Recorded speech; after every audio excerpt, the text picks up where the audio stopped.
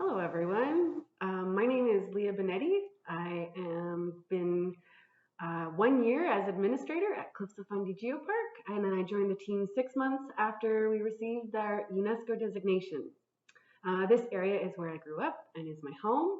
And today I'm here to talk to you about joining local to global initiatives and how we guide the organization through UN SDGs. So, welcome. The Cliffs of Fundy Geopark is located along the north shore of the Minas Basin in the Bay of Fundy, the home of the highest recorded tides on Earth. This area is within Mi'kma'ki, the ancestral and unceded territory of the Mi'kmaq First Peoples, where they have lived for more than 11,000 years. I'm actually broadcasting to you from Geopark, which is the site of the oldest archaeological evidence of human habitation in northeastern North America. Our geopark includes over 75 rural communities along this coast and includes the Cobequid Highlands and part of the Minas Fault Zone. The local to global principle combines local ethics and morals with global solutions. It looks at the scale of sustainability issues, connecting community values with international movement and bringing issues close to home. This helps our activities in rural Nova Scotia be connected to movements around the globe. And it also guides our commitment to sustainable tourism and sustainable development in the area. Many of these alignments are accomplished through promoting days of awareness and positioning our activities within global campaigns. Today, I'll be highlighting 4 initiatives that we've been involved with in 2021, which is our first full year of Global Geopark designation. So the first is a BioBlitz, which is a one-day citizen science event with the iNaturalist app. BioBlitzes allow georeferenced environmental data to be collected by anyone with a smartphone and is later contextualized within broader scientific research.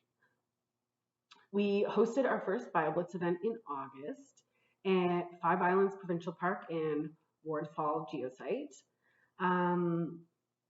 We organized citizen documentation and volunteer naturalists to assist in identifying the various biology. We have been able to collect all georeferenced observations as part of the Cliffs of Fundy Geopark profile on the iNaturalist app, and this helps give researchers, educators, and the general public an understanding of the biological diversity of the area. The BioBlitz event supports UN SDGs 13 climate action and 15 life on land due to the way it promotes a closer look at biodiversity as well as encouraging education about the various life forms that are found here. Next, we have the Great Canadian Shoreline Cleanup, it's a conservation initiative of the Oceanwise Conservation Association and World Wildlife Foundation Canada.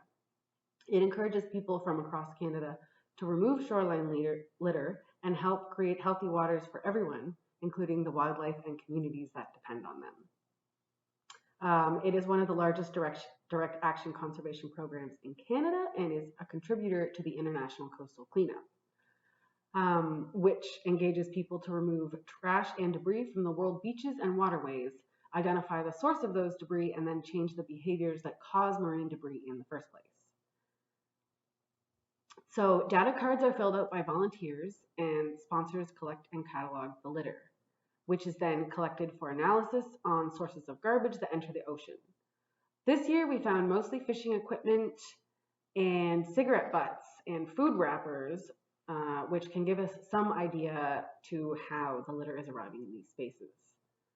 So this supports UN SDG 13 climate action, 14 life below water, and 15 life on land due to the interconnectedness that shorelines have as that liminal space between land and ocean. So more water flows in and out of the Bay of Fundy every day than the combined discharge of all the freshwater rivers in the world. So you can imagine the importance it is to clean this essential ecosystem.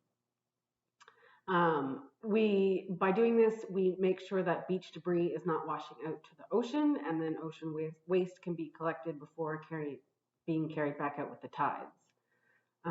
It also helps keep our beaches safe and attractive for everyone to enjoy.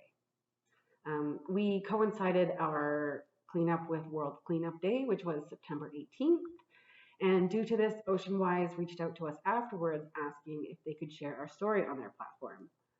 Other local media outlets shared our action, which has increased the interest for the next time we schedule a cleanup.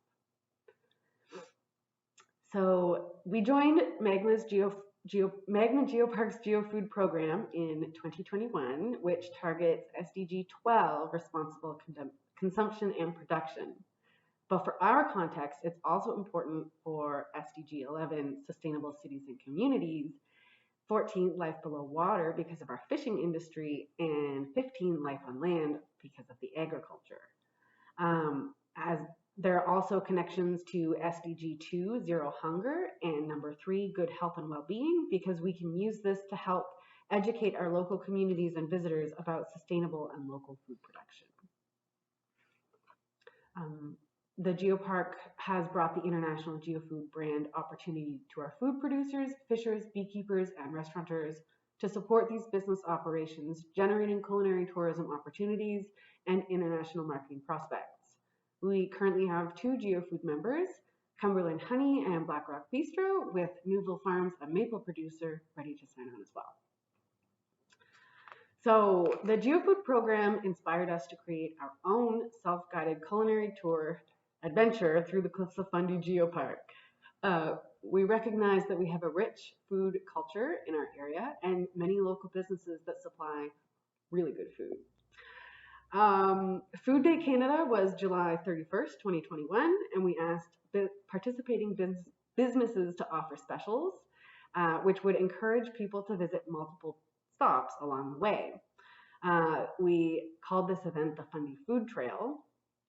Our geopark is mainly connected by 2 scenic highways, and so we created physical signs, promoted each business and the specials they were offering for the day on our social media channels with Fundy Food Trail branding.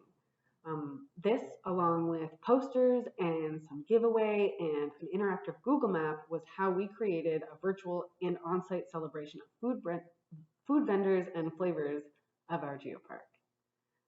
We hope this event will grow in future years, and it definitely aims to sustainably develop culinary tourism and cultural celebration of this region of Nova Scotia. And to date, 850 people have viewed the Fundy Food Trail virtual map.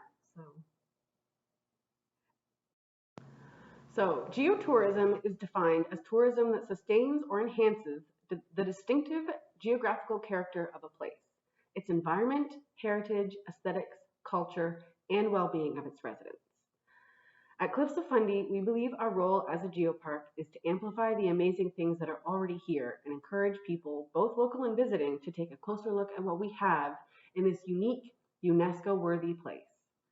No organization can affect positive global change on their own. It requires an interconnectedness, a collective and cooperated contribution, and an appreciation for the little things if we are to move forward sustainably. To accompany our guiding documents, we keep a record of our activities and tie all possible actions back to at least one of these 17 Sustainable Development Goals. These SDGs give us a global direction that we can align with in our local communities. Geoparks are networks. We are interconnected with the Global Geoparks Network and grassroots communities alike. The SDGs have also given us the opportunity to join conversations with our provincial government as they try to set their own sustainable development goals, as well as public forums with other organizations looking to adopt these principles. They have been guidelines for developing tourism and economy in our local neighborhoods in a way that ensures a social responsibility and our global citizenship. So here are the links to the projects that I mentioned if you are interested in looking into them further, as well as my contact information.